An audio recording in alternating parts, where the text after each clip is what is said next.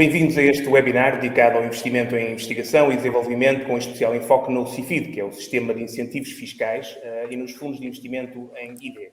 Eu sou o António Largueza, jornalista do ECO, e comigo estão o Bernardo Maciel, que é CEO da Unit Consulting, o Eduardo Silva, que é diretor técnico também da Unit Consulting, e da parte da Lince Capital temos o CEO Vasco Pereira Coutinho e também o Tomás Peixe, que é Head of Innovation Funds.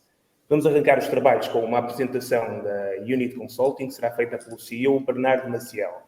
É empresário com investimentos nas áreas da moda e têxtil, restauração, música e eventos corporativos, licenciado em gestão com formação em gestão estratégica da mudança pela Northwestern Kellogg School of Management, em desenvolvimento de negócios pela AES Business School e também pós-graduado em marketing e vendas de empresas.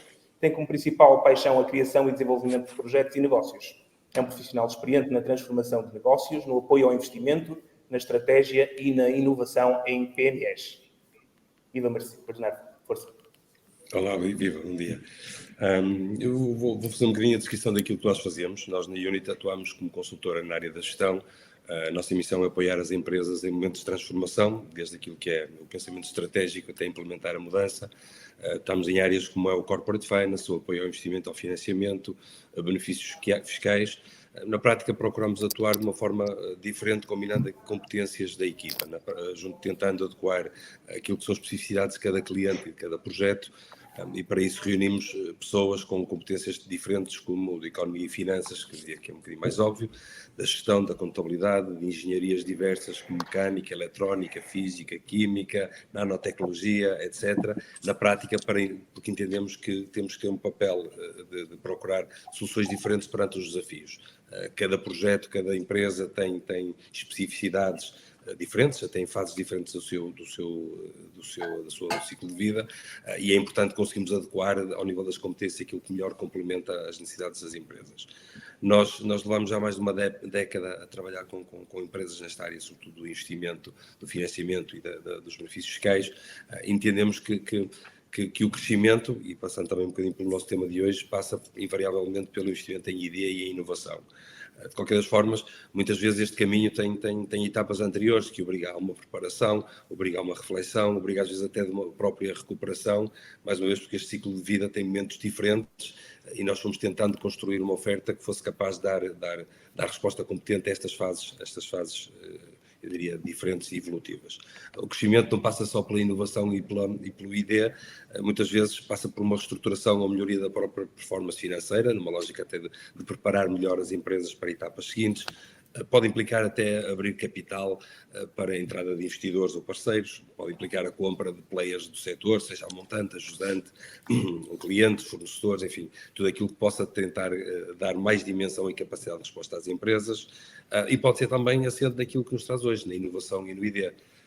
Nós tentamos ser, sobretudo, uma organização flexível, que seja ágil, que tente procurar entender bem os desafios das empresas e queremos também ter aqui um papel muito de charneira naquilo que são os diferentes stakeholders do mercado, como é a banca, como são as entidades que financiam, nomeadamente entidades europeias ou nacionais, como são os fundos de investimento ou sociedades de capitais de risco. No fundo, a nossa proximidade às PME permite-nos muitas vezes agilizar este processo e dotar diretamente com aquilo que é a nossa capacidade da equipa ou indiretamente através de alguma parceria, dar resposta para apoiar as empresas nestes momentos de mudança. E é esta basicamente a nossa forma de estar no mercado.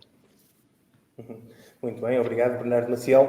Prosseguimos com também uma apresentação da Lince Capital, será feita pelo CEO Vasco Pereira Coutinho. Só aqui algumas notas da biografia, que é licenciado em Gestão de Empresas, sócio fundador, presidente do Conselho de Administração da Lince Capital, é também sócio fundador da Lince Real Estate e diretor executivo do Grupo Temple, onde esteve envolvido em quase todos os projetos de alto nível do grupo no setor imobiliário. Liderou o Departamento de Desenvolvimento do grupo, estando envolvido em operações além do setor imobiliário, também no setor industrial e agrícola. Em paralelo, liderou o Departamento de Aquisições do grupo, é ainda acionista e administrador da Jeffcoik, é assim, Bernardo? Vasco Pereira Coutinho, por favor. Olá, bom dia a todos, agradeço esta presença aqui no programa. Eu sou sócio fundador da Lince Capital. A Lince Capital nasce exatamente da experiência que eu fui adquirindo ao longo dos anos no grupo e em outros setores que não imobiliário.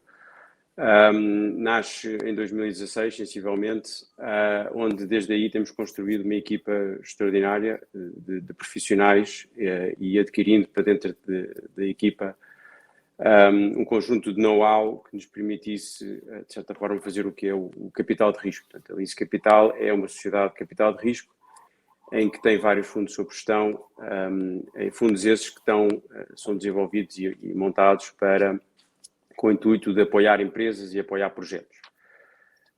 E um pouco focando no nosso tema de hoje, a Lince Capital acredita no que é inovação e desenvolvimento nas empresas, e acreditamos que é através dessa área de inovação e desenvolvimento que existem várias oportunidades para explorar e o que nos permite, junto das empresas onde a gente possa investir, que essas empresas possam crescer e tirar proveito de várias oportunidades de mercado. Nesse sentido, estamos aqui hoje disponíveis para falar um pouco daquilo que nós temos andado a fazer, o sucesso, graças a Deus, que temos tido e dos projetos onde temos investido. Muito obrigado. Os presidentes executivos já focaram um bocadinho no tema, ou já o introduziram.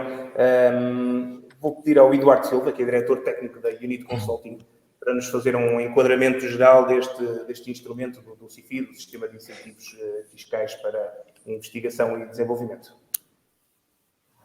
Olá, muito bom dia. Deixe-me só também fazer só a nota biográfica também.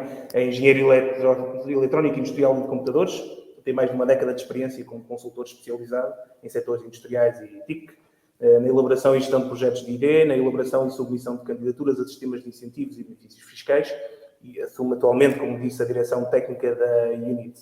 Força, Eduardo. Obrigado, António.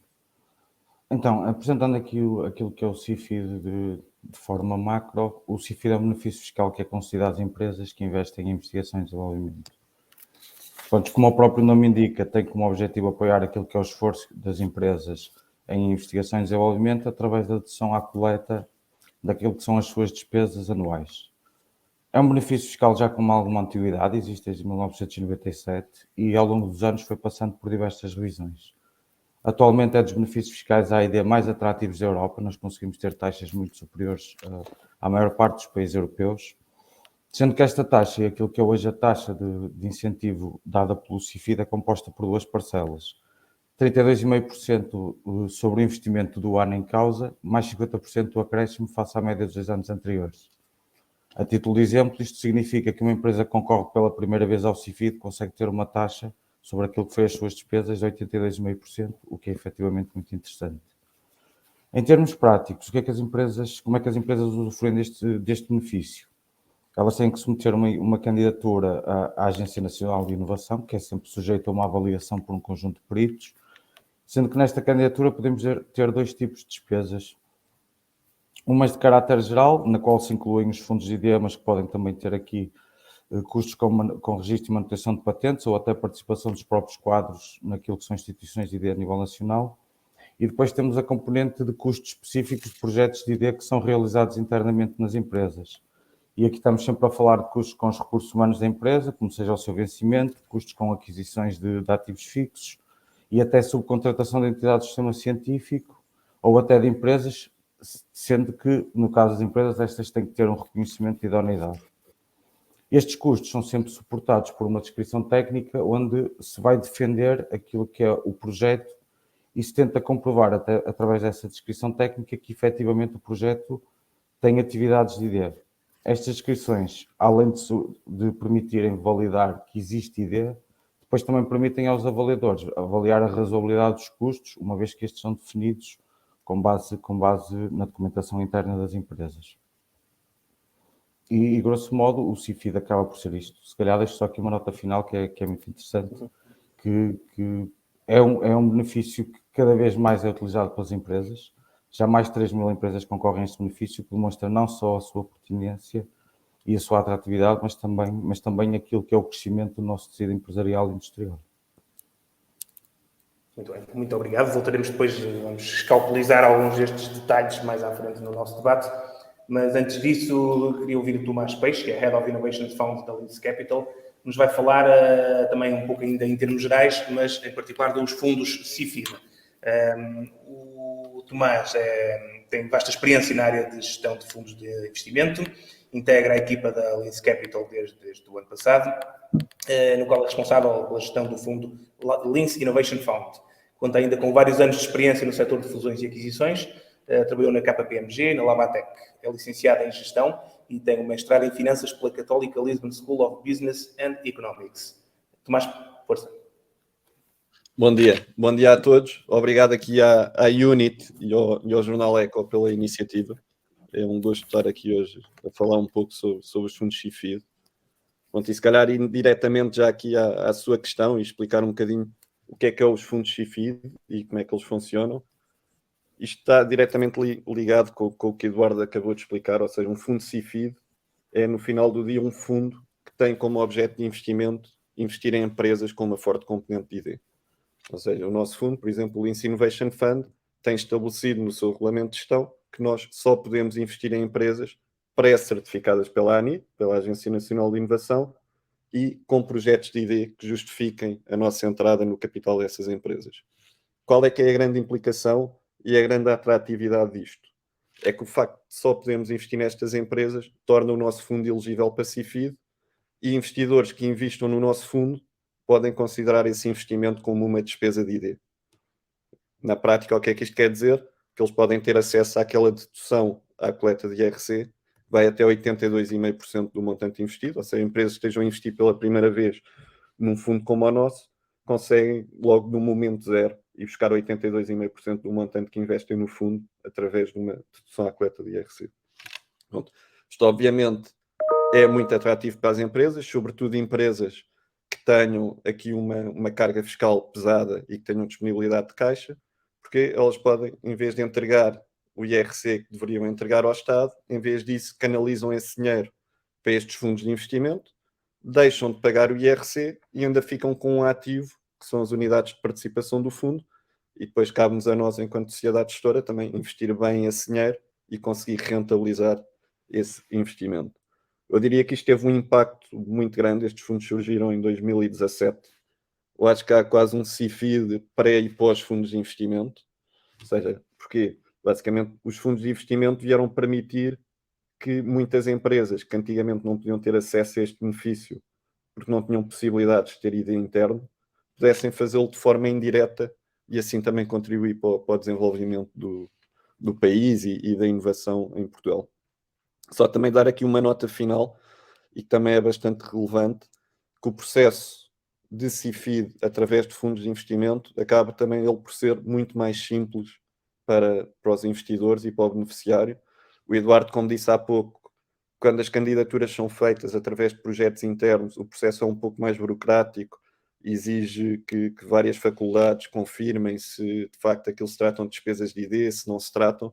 Aqui nos fundos não, é completamente direto. Ou seja, o investidor investe, o nosso fundo já está aprovado pela CNVM, já tem a aprovação da ANI enquanto elegibilidade para CIFID, por isso o benefício fiscal acaba aqui por ser mais automático do que nos projetos internos.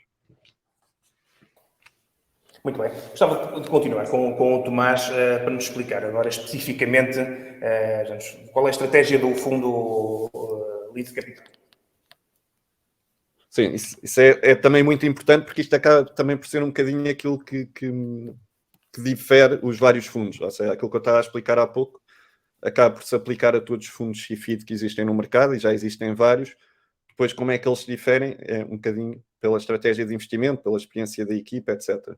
A nossa estratégia de investimento, a nossa principal preocupação é a diversificação dos nossos investimentos. E porquê? Nós acreditamos que através da diversificação conseguimos reduzir em muito o risco para o investidor e nós tentamos sempre adaptar o perfil de risco dos nossos fundos ao perfil de risco dos nossos investidores. Pronto, e sabemos que a maioria dos nossos investidores neste fundo, eles querem o benefício fiscal, já têm uma grande rentabilidade garantida via esse benefício fiscal e por isso estão dispostos a correr menos riscos na parte do capital e daquilo que são os nossos investimentos. Pronto, então nós decidimos diversificar mais do que aquilo que é tradicional num fundo de capital de risco, e vamos diversificá-lo de 3 formas, essencialmente. Investindo em diferentes indústrias, investindo em empresas em diferentes estágios de maturidade e utilizando diferentes mecanismos de investimento. Pronto, e entrando se calhar aqui só um bocadinho mais em detalhe em cada uma destes métodos de diversificação.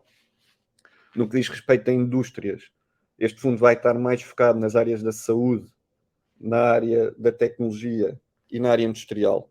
Pronto, a área da saúde e da tecnologia acabam por ser aquelas áreas onde tradicionalmente existe mais ideia, mais inovação, onde também nos chegam mais projetos, e áreas com boas performances, no geral. A área industrial, porque esta pode ser aquela um bocadinho mais fora da caixa, mas nós continuamos a identificar muitas empresas, sobretudo no norte do país, empresas industriais com muito potencial e que investem muito pouco em ID, e acreditamos que injetando capital nessas empresas, para que elas possam modernizar, vamos torná-las mais competitivas e gerar valor para elas e para os nossos investidores. Depois vamos diversificar também naquilo que diz respeito à maturidade, como eu estava a dizer. Temos cerca de 70% do fundo para alocar ao que nós chamamos de capital de expansão. Aqui basicamente procuramos PMEs já bem estabelecidas no mercado, com demonstrações financeiras sólidas, que já sejam rentáveis, que não estejam muito endividadas, mas que estejam a crescer, ou porque estão a entrar em novos mercados, ou a entrar em novos negócios, e que precisem dessa injeção de capital para acelerar o crescimento. E nós podemos ser o parceiro dessas empresas para injetar esse capital e para as ajudar nesse crescimento. Depois temos 30% do fundo para alocar a startups. Aqui estamos a falar de projetos que estejam numa fase mais inicial da sua vida. Não olhamos exclusivamente para startups tecnológicas, olhamos também, por exemplo, para projetos industriais que estejam a começar de raiz, também é algo que estamos atentos, da área da sustentabilidade também, da economia circular. E depois diversificamos também, por último, naquilo que são os instrumentos que utilizamos quando entramos nas empresas. Tanto podemos entrar através de um aumento de capital, puro e duro, de um instrumento de capital, como também de instrumentos de quase capital, que são, no final do dia, obrigações convertíveis, ou seja, um empréstimo que fazemos à empresa e que depois poderá ser convertido esse empréstimo em capital. Pronto, e esta é essencialmente a nossa estratégia. As coisas têm corrido bastante bem. Montámos também um conselho consultivo, que é algo importante, com pessoas de referência em cada uma destas 3 indústrias, que nos estão a ajudar na identificação de oportunidades e também na análise das oportunidades de investimento que nos têm chegado. E eu diria que, assim, em traços gerais, é um bocadinho essa a nossa estratégia aqui para o Lince Innovation Fund. Muito bem, muito obrigado.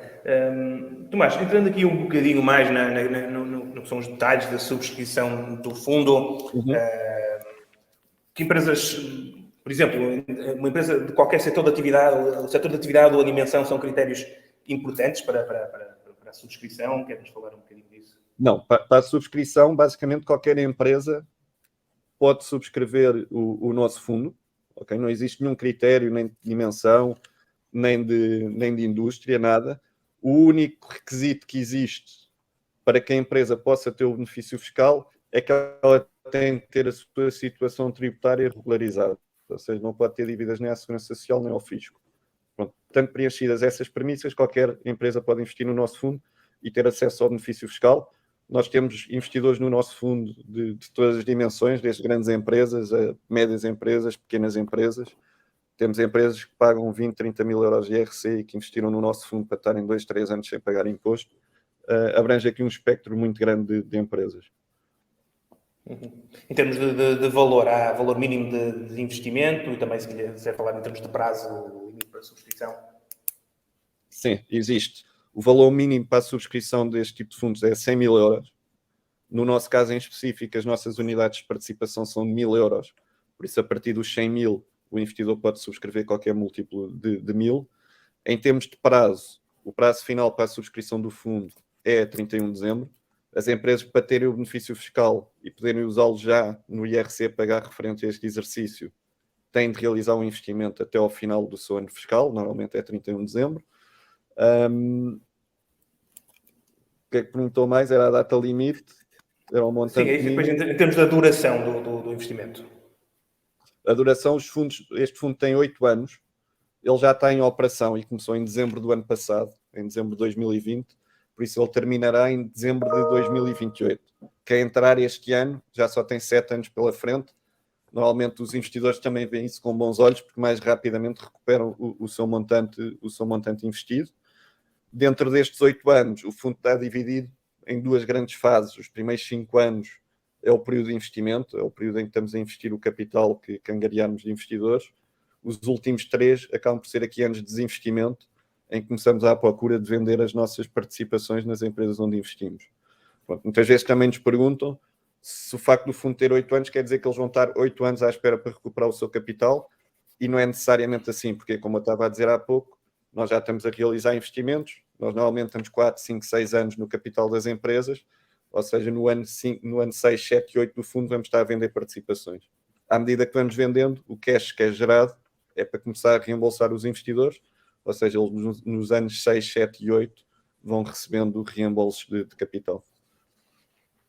Muito bem. E a garantia que o capital é investido em ID é feita de que forma? Falou há pouco que as empresas já eram certificadas, é assim? Aqui importante e que também nos difere aqui um bocadinho de alguns concorrentes, são um cuidado que cada vez é mais importante. Antigamente não era obrigatório investirmos a totalidade do montante em ID, e a partir deste ano isso é obrigatório. E por isso há aqui uma medida que nós já tínhamos e que ganha uma relevância maior, que é: nós não investimos em nenhuma empresa sem antes contratar uma entidade externa especialista em incentivos, uma empresa como a Unit, por exemplo. O que é que nós fazemos? Nós analisamos oportunidades de investimento, se achamos que aquele é um bom investimento, contratamos uma entidade externa, essa entidade vai ver do plano de negócios que nos é apresentado o que é ID e o que é que não é ID, e depois o que é que nós fazemos com isso? Fazemos 2 coisas: sabemos o montante máximo que podemos investir nessa empresa e damos sempre uma folga considerável face ao montante apurado. Sabemos que existem sempre desvios, como temos de garantir que todo o dinheiro é alocado em ID, damos essa folga. E depois juntamos esses 2 documentos ao acordo parasocial, quando entramos nas empresas, em que obriga os outros sócios a que aquele investimento seja cumprido dentro dos timings estabelecidos, e que todo o dinheiro que nós injetamos nas empresas é canalizado apenas para aquele fim. Pronto, e dessa forma conseguimos controlar que todo o dinheiro que investimos nas empresas vai para a ID. Isto é algo que não é obrigatório, ou seja, por lei, a única coisa que nós somos obrigados é investir em empresas com o certificado de idoneidade da ANI. Pronto, esse obviamente é um requisito que é mais fácil de controlar, porque a empresa ou tem ou não tem. Este delas depois terem de investir em ID é um cuidado extra que nós temos. Muito bem. Está para terminar, do outro lado da balança, empresas que tenham projetos de ID que queiram chegar até vocês, qual é o melhor caminho para seguirem? Sim, o melhor caminho podem chegar até nós através das nossas redes sociais, do nosso site, podem entrar em contacto direto para a Lince Capital e ligar. Nós estamos constantemente a receber projetos de investimento. Eu diria que qualquer empresa que tenha um projeto relacionado com ID e que esteja dentro destas áreas que eu acabei de dizer, podem entrar em contacto connosco, e nós temos todo o interesse em reunir e em ouvir todos os empresários e empreendedores que temos por este país, e ver se existe ângulo de colaboração. Facilmente conseguem ter acesso a nós. Muito bem. Obrigado, Tomás.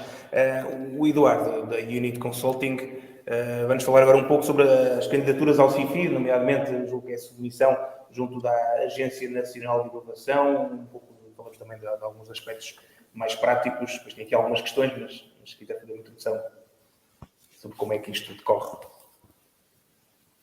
Ou seja, o processo de candidatura, logo à cabeça, o CIFID é um benefício fiscal que é obtido através de um processo de candidatura, ou seja, isto é submetido à Agência Nacional de Inovação. Como já falamos, temos um conjunto de despesas que são de caráter geral e como o Tomás ainda há pouco referiu, e que são quase diretas, e essas são aceites e não necessitam de uma avaliação. Tudo aquilo que são projetos de ideia realizados internamente pelas empresas, aí sim são sujeitos à avaliação, que tipicamente depois a ANI ou a faz internamente, mas muitas vezes recorre também a peritos externos, e nesse processo de avaliação, aquilo que se vai procurar perceber e aquilo que vai ser avaliado, também como já disse há pouco, é, por um lado, se efetivamente aquilo é um projeto de ideia, ou se trata, por exemplo, de uma atividade industrial ou de um projeto de engenharia, uma vez que a linha é muito ténue e tem sempre aqui um grau de subjetividade entre o que é ideia e o que não é ideia. E, por outro lado, a razoabilidade dos custos, ou seja, quando nós apresentamos aqui um projeto um projeto ideal CIFID, depois existe ali um conjunto de custos que são apresentados, como por exemplo aquilo que foi o tempo das pessoas da empresa dedicadas a este projeto, depois é feito ali, apurado o valor em horas com base nos seus vencimentos e também é avaliada aqui a razoabilidade, ou seja, se o número de horas que nós estamos a identificar como sendo um custo é razoável face ao trabalho que nós estamos a apresentar na descrição do projeto. Esta candidatura é submetida numa plataforma própria da ANI para o CIFID e dedicada até ao 5º mês do exercício seguinte ao ano fiscal em causa. De forma mais simplista, se pensarmos no ano fiscal que é normal em Portugal, de janeiro a dezembro, por exemplo, a candidatura ao CIFID para o exercício fiscal 2021, quem tem este ano fiscal de janeiro a dezembro tem que apresentar a candidatura até maio de 2022. Este processo de avaliação vai ocorrendo nos meses seguintes e tipicamente as avaliações começam a ser em outubro do mesmo ano, podendo-se prolongar até março do ano seguinte. E aqui não saem todas de uma vez, todos os resultados não saem todos de uma vez, vão saindo à medida que a ANI vai avaliando os projetos, uma vez que estamos a falar de alguns milhares de projetos e é impossível que a ANI consiga libertar as decisões todas em simultâneo.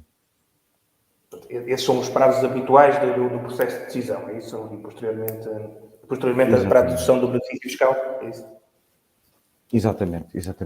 No que diz respeito à dedução, é diferente, ou seja, apesar de ser aqui uma candidatura, as empresas têm sempre a opção de, pronto, e vamos voltar aqui, à altura em que a candidatura tem que ser submetida, que é maio, e é sensivelmente o mesmo período onde as empresas têm que submeter o seu modelo 22, e as empresas aqui podem optar ou por logo à cabeça inserir o valor do crédito fiscal apurado em candidatura naquilo que é o modelo 22, e depois esperar a decisão, e caso a decisão seja uma aprovação total, não precisam de fazer nada, caso a decisão seja uma aprovação parcial ou até uma reprovação, submetem um modelo de substituição, onde depois vão ter que retirar esse crédito fiscal e pagar o valor em causa. Ou podem fazer ao contrário, não submetem o valor, a candidatura, após sair o seu resultado e vindo aprovada, fazem um modelo de substituição, onde vão inserir aquele crédito fiscal e vão receber um reembolso da autoridade tributária. Muito bem. As empresas precisam ter um departamento formal de ID para poder concorrer ao CIFID ou não necessariamente? Não, ou seja, foi aquilo que já vimos. Para se fazer uma candidatura ao CIFID, nós temos que ter despesas em ID, não é? Como o Tomás há pouco referiu, uma empresa, e a questão dos fundos acaba por ser muito relevante para isso, empresas que não têm a possibilidade de realizar ID, pelo tipo de atividade que prestam, tendo despesas com aquilo que é a investigação e desenvolvimento, passam a ser elegíveis para CIFID. Naquilo que diz respeito a despesas com projetos realizados internamente, não, desde que as empresas cumpram as condições de acesso referidas, que o Tomás também já referiu, ou seja, não ter dívidas à Segurança Social, à ATA e ter as despesas, qualquer empresa pode concorrer ao CIFID. No que diz respeito a este ID interno, isto pode acontecer de uma forma formal, e aí sim, existem muitas empresas em Portugal, felizmente, que têm departamentos de ID, laboratórios dedicados, e faz parte da sua estratégia realizar ID sistematicamente. Mas também existem muitas, e são mais as empresas, que vão realizando ID de forma informal e muitas vezes com as suas equipas de desenvolvimento ou muitas vezes até com equipas de produção e de suporte.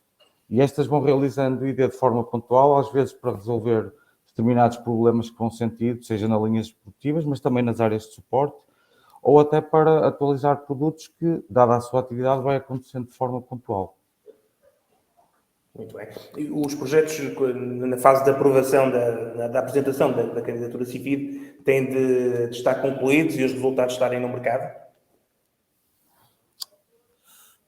Não, ou seja, temos aqui esta questão de que, sendo um projeto de ID, e importa falar um pouco sobre isto, existe sempre aqui um risco associado, não é? Ou seja, tem que haver, só é considerado um projeto de ID se existir aqui um elemento de novidade apreciável face àquilo que o mercado já conhece. E para tal é sempre necessário resolver uma incerteza científica, o que implica gerar conhecimento. E aqui nós nunca sabemos se o projeto vai chegar a bom porto, não é? Há sempre um resultado, mas muitas vezes o resultado de um projeto de ideia é assim não funciona. Depois temos outra questão que é não tem necessariamente que chegar ao mercado. Ou seja, E nós trabalhamos com várias empresas de todas as dimensões e sim, o grosso daquilo que nós fazemos é CIFID e descrições de projetos que visam novos produtos, novos serviços, mas também temos muitos casos onde a ideia está a atuar ao nível ou do próprio processo produtivo e depois o mercado nem repara que existe ali uma inovação, vamos chamar assim, porque todo o trabalho de ideia está, por exemplo, na automatização de uma linha ou processos que eram totalmente manuais e agora estamos a criar equipamentos para deixarem de o ser, mas também temos casos onde a ideia nem está naquilo que é o core business da empresa. E isto encontramos muito em empresas de maior dimensão, e muitas delas até são de serviços. Nós vamos encontrar ali a ideia nas suas equipas de suporte, muitas vezes nas próprias equipas de TI, porque dada a complexidade e ser universos tão específicos, as empresas têm que desenvolver soluções à medida daquilo que são as suas necessidades e que o mercado não tem, ou seja, não encontram resposta no mercado e então têm que desenvolver internamente soluções que lhes permitam fazer uma gestão, uma desmaterialização. Ou seja, aqui nós podemos encontrar ideia em várias áreas e não necessariamente apenas naquilo que chega ao mercado, nos produtos e serviços. Podemos ter muito ideia realizada internamente e para resolver problemas internos. Portanto, inovação já incorporada, não é? Falou no início que este é um dos instrumentos mais atrativos mesmo à escala europeia. Isso depois reflete-se ou tem-se refletido no que é o volume e na atratividade também do instrumento na prática? É assim, nos últimos 5 anos o número de candidaturas quase triplicou. Do ano passado para este o aumento foi muito grande e, como o Tomás disse, em parte deve-se muito àquilo que foi a oportunidade que surgiu dos fundos. No entanto, neste momento, em 2021, referente ao exercício fiscal de 2020, foram apresentadas mais de 3.300 candidaturas. Estamos a falar de um país que, apesar de sermos pequenos, temos quase mais de 1 milhão de empresas, pelo menos registadas, ou seja, sim, há aqui um crescimento muito forte, mas ainda há muitas empresas que não estão a usufruir desta oportunidade. Muitas porque acham que não fazem ideia e nós encontramos muito isso. É engraçado que às vezes estamos em clientes, nós detectamos ali um conjunto de atividades que claramente são ideia, mas as empresas, porque aquilo faz parte do seu dia-a-dia, muitas vezes nem têm consciência disso. Ou seja, aqui é um benefício fiscal muito, muito interessante, né? Porque até incide, sobretudo em custos, e pegando agora só na parte de quem realiza a ideia internamente, vai incidir em custos que as empresas já têm, ou seja, é mais interessante ainda por isso mesmo, mas muitas empresas ainda não estão a aproveitar como poderiam este benefício fiscal. Muito bem. Muito obrigado. Temos agora ainda 10 minutos para conversar, voltando um pouco ao início, em termos de interlocutores, aos dois presidentes executivos, se calhar começando pelo Bernardo. A pergunta é um bocadinho uma visão macro sobre o impacto que o CIFID e os fundos CIFID têm e que podem ter na economia portuguesa e numa fase como a que estamos, de retoma depois de uma crise profunda provocada pela pandemia. Que papel é que podem ter? António, nós quando avaliamos, ou quando olhamos para a competitividade de um país, de facto, um dos fatores mais relevantes é a sua capacidade de inovar. Repara, olhando para aquilo que é uma das formas mais visíveis da inovação, o registro de patentes, por exemplo, em 2020 é liderado pela China com quase 70 mil patentes registadas, os Estados Unidos com 60 mil, o Japão com 50 mil, números redondos obviamente, e depois o primeiro país europeu, a Alemanha, com cerca de 18 mil. Portugal tem 270. Portanto, nós temos aqui um caminho grande a fazer ao nível do registro de patentes, que é uma das formas visíveis daquilo que é a inovação. Por outro lado, eu penso também nunca houve um contexto tão favorável à inovação e à ideia como o que o temos atualmente. Repare que há naturalmente inovação pelas empresas ou pelos os empreendedores, startups ou mesmo empresas instaladas, querem competir e, portanto, para competir nos mercados internacionais têm que ter respostas mais competentes, passa a redundância, têm que ter produtos mais inovadores, têm que ter soluções de maior qualidade e isso obriga a que permanentemente haja este esforço por inovar, por criar soluções mais competentes. Claro que isto não chega e isto eu diria que é a forma endémica de criar inovação num país ou numa nação. Associado a isto, depois há o papel do Estado, que tenta criar aqui um clima e um ecossistema que facilita esta inovação e criando um conjunto de alavancas que permita que este ID seja mais rápido ou este clima de inovação seja mais acelerado. E aí há aqui dois papéis.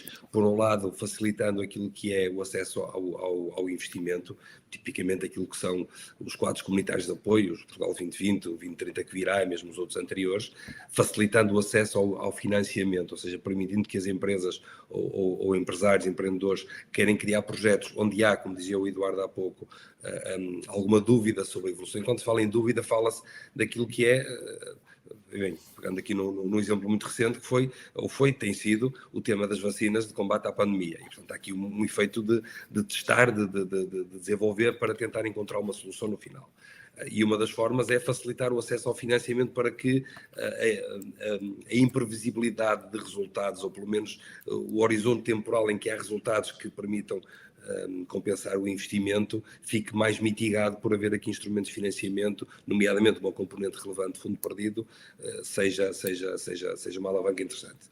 Por outro lado, o Estado cria este contexto fiscal, isto tem a ver com o tema de CIFID / fundos de IDE, em que acaba por acelerar mais, na prática dizendo que tudo aquilo que seja gasto como investimento, para além de poder ter acesso a um financiamento favorável, é também alvo de um benefício fiscal no período a seguir. E, ao mesmo tempo, cria também este instrumento adicional de incentivo ao investimento em ID em empresas que não o façam, permitindo ter o mesmo espelho de benefício fiscal se incentivar isto. E, portanto, neste contexto todo, eu acho que nunca estivemos perante um conjunto de instrumentos e de alavancas que sejam realmente incentivadores para que haja investigação e desenvolvimento e inovação. Acho que é escusado falar daquilo que são as taxas de crescimento das empresas que inovam, daquilo que é a sua sustentabilidade a médio e longo prazo, empresas que estão mais no estado da arte, naquilo que é diferenciador no mercado, a própria adaptação à mudança que as empresas têm ou precisam ter, passa muito pela sua capacidade de inovação e, portanto, isto é muito relevante. Há depois também aqui um contexto o António perguntava há pouco sobre se havia necessidade de ter laboratórios de ID. É evidente que há um conjunto de setores onde os laboratórios de ID são fundamentais para que isso seja sistemático, este processo de inovação. Mas também há aqui, penso que também o Eduardo deu aí alguns exemplos, de empresas onde esta inovação passa por pequenas tarefas dentro da organização. O fundamental, isso nós tentamos, numa fase ainda de investimento, ajudar as empresas a criar estes circuitos ou círculos virtuosos de inovação, que passa pela gestão do conhecimento, passa pela geração de ideias, passa pela criação dos projetos de ideia, passa pelo tema do financiamento, passa também por tudo aquilo que são os processos que possam levar um produto ao mercado. Há bocado vimos que não tem necessariamente de passar por aí, mas é criar nas empresas este ecossistema, chama-lhe microsistema de geração de inovação. E, mais uma vez, para isso, penso que não tivemos um clima tão favorável para que isto aconteça. O papel dos fundos de ID, das sociedades de capitais de risco que gerem estes fundos focados na investigação e desenvolvimento, tem também aqui, eu diria já numa derivada mais alargada, tem também aqui uma bondade muito grande porque pressionam, no melhor dos sentidos, as empresas a estarem melhores. Obrigam a terem as contas mais organizadas, obrigam a serem mais transparentes, a terem políticas de governance muito mais arrumadas, a terem planos de investimento, planos de expansão bem preparados, a conviver com investidores dentro das portas, a ganharem dimensão. Portanto, aqui foi para elencar um conjunto de impactos que este contexto provoca, que seguramente o que vai gerar no futuro, e eu acho que nós estamos a dar passos muito interessantes nesse sentido, são empresas mais saudáveis, mais fortes, mais competitivas e, sobretudo, a serem mais diferenciadoras nos mercados onde atuam. Por outro lado, do lado dos investidores, sejam eles individuais, ou neste caso institucionais, ou neste caso empresariais, com esta bondade ao nível da fiscalidade, permite também ter formas diferentes de rentabilizar os seus capitais, mas também, de certa forma, de acompanharem muito mais de perto aquilo que são as dinâmicas de inovação que podem acabar por inspirar aquilo que é a sua atividade normal em setores que muitas vezes a inovação não está tão presente, pelo menos neste contexto de investigação e desenvolvimento e naquilo que são o contexto da Agência Nacional de Inovação e aquilo que se pretende enquanto inovação neste regime, mas permite ter dinâmicas na sua própria organização que as tornem ao mesmo tempo mais saudáveis. Isto parece tudo um universo muito belo, muito simpático, muito paradisíaco, mas de facto isto acontece.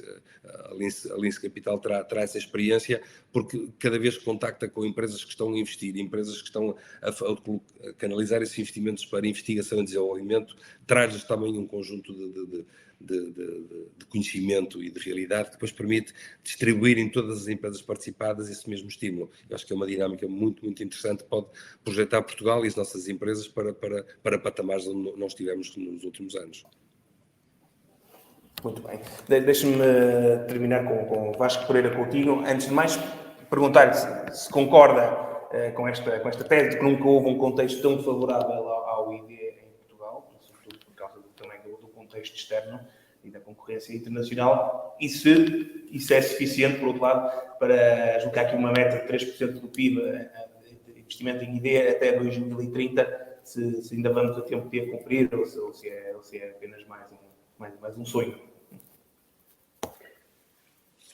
Eu concordo 100% com o que o Bernardo agora expôs. Acho que realmente nós vivemos um momento muito interessante e favorável para apostar no que é inovação e apostar e, de certa forma, usufruir dos apoios que são dados. Acho que estamos na altura certa. Nós vivemos num mundo completamente aberto, global, onde a concorrência é realmente muito grande.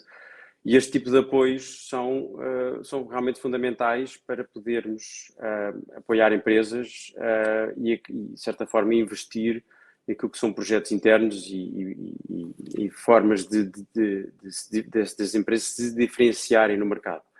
Nós somos um país de pequenas e médias empresas, muitas vezes as empresas não têm a liquidez que é necessária para desenvolver determinadas ideias, determinados projetos internos, e pronto, estes fundos acabam por dar esse apoio e dar essa liquidez que muitas vezes é necessária. Isto, no fundo, acaba por ser um pouco investir nas pessoas, investir em ideias, investir em desenvolvimento, em inovação, e o desenvolvimento e inovação acaba por ser sempre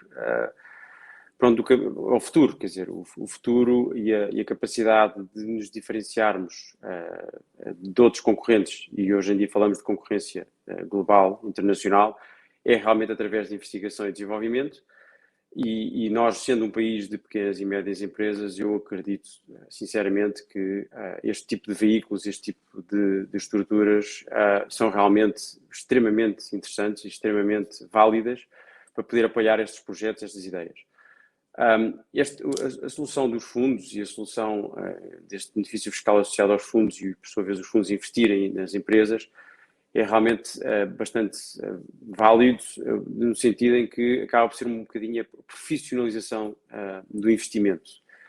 Muitas vezes, portanto, o Estado é uma intenção do Estado, é uma ajuda do Estado, é um apoio do Estado.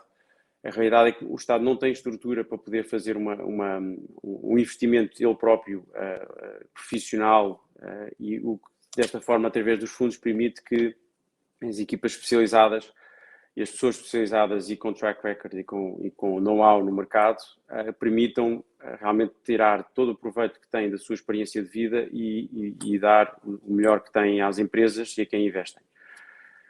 Portanto, acredito que, de uma forma geral, só para responder à pergunta, nós temos evoluído, há muito para evoluir a nível da percentagem do PIB para investir em investigação e desenvolvimento. Temos uma meta dos 3% que é conhecida. Acho que ainda temos um longo caminho pela frente e temos todos que acreditar que é possível. Pelo menos, no nosso entender, Portugal tem, a nível de empresas, e falo isto com experiência, com base nas empresas e nos projetos que temos analisado, realmente temos projetos extraordinários, pessoas extraordinárias e acreditamos que temos muito para onde crescer nesta área. E com impacto também no recrutamento de quadros qualificados, não é? A partir do momento em que temos este tipo de projeto, sem dúvida, variável, não é? Sem dúvida, eu vou um exemplo muito prático, é nós, o último investimento que fizemos, que anunciámos esta semana passada, portanto, o propósito do investimento, esse investimento serviu para contratar 20 pessoas, quer dizer, portanto, é claramente um apoio e uma forma de arranjar quadros qualificados, formar pessoas, inclusive eventualmente até trazer experiência e know-how externo para Portugal, para que a gente realmente, como país, possa crescer nesta área de investigação e desenvolvimento. Sim, sem dúvida. Muito bem. Infelizmente chegamos ao fim do nosso tempo. Julgo que ficou aqui bem explícito como é que as empresas de informação prática para as empresas, como podem investir em ID através destes instrumentos, Resta-me agradecer a vossa disponibilidade e a participação nesta iniciativa. Muito obrigado. Obrigado. Obrigado. Bom dia. Obrigado.